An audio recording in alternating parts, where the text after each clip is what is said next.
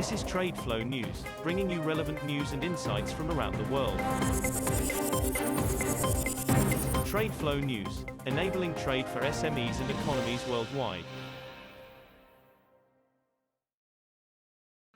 These are some of the key topics that we will be looking into in today's program.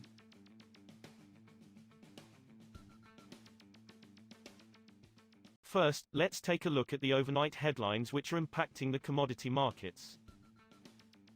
The global oil market will see a slight surplus of supply in 2024 even if the OPEC Plus nations extend their cuts into next year. The head of the International Energy Agency's, IEA, Oil Markets and Industry Division told Reuters on Tuesday.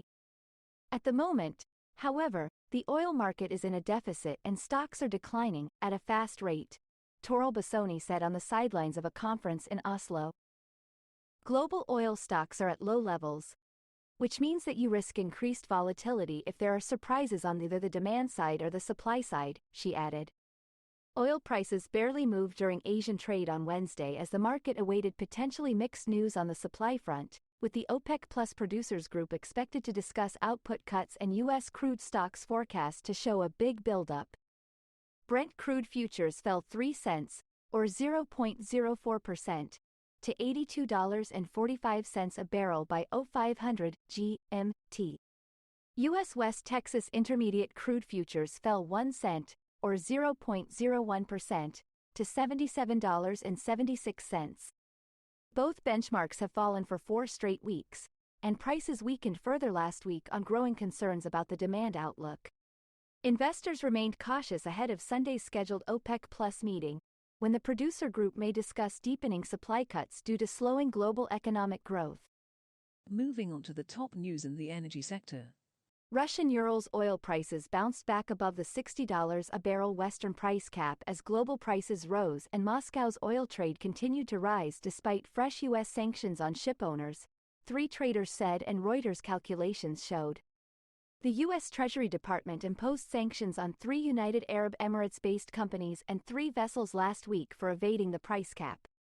The cap bans Western companies from providing maritime services, including insurance, finance and shipping, for Russian seaborne oil exports sold above $60 a barrel. U.S. officials said on Tuesday 7 energy companies have been impacted by an oil discharge near Main Pass Oil Gathering Co.'s, MPOG, pipeline system in the Gulf of Mexico that is estimated to have released more than 1 million gallons of crude oil. The 67-mile-long pipeline was closed by MPOG on Thursday morning after crude oil was spotted around 19 miles offshore of the Mississippi River Delta, near Plaquemines Parish, southeast of New Orleans. 7 producers affected and those producers are currently shut in, Brian Domong of the Bureau of Safety and Environmental Enforcement said during a press briefing.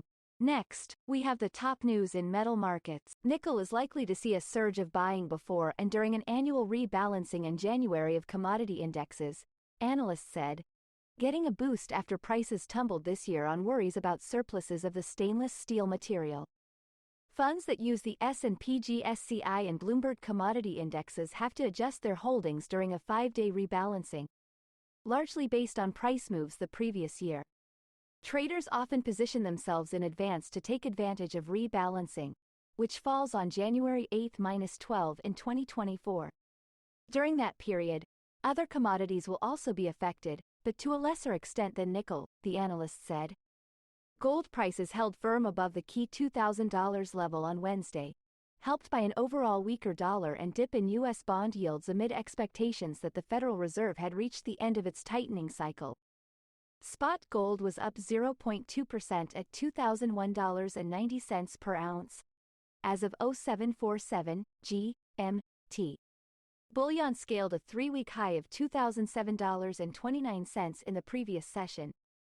U.S. gold futures edged 0.1% higher to $2,003.90. Softer yields and the dollar have been a clear benefit for gold prices, all thanks to softer U.S. economic data that has brought forward the case for the Fed's first cut in 2024, Citi Index senior analyst Matt Simpson said. We will now look at the top news in the agricultural sector.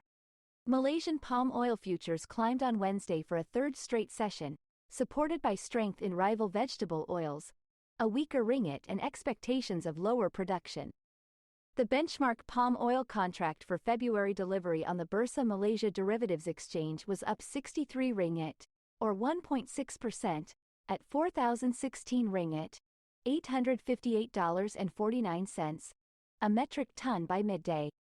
Palm oil futures tracking supportive external markets and weak ringgit, coupled with expectation of production on the downtrend starting this month, a Kuala Lumpur-based trader said.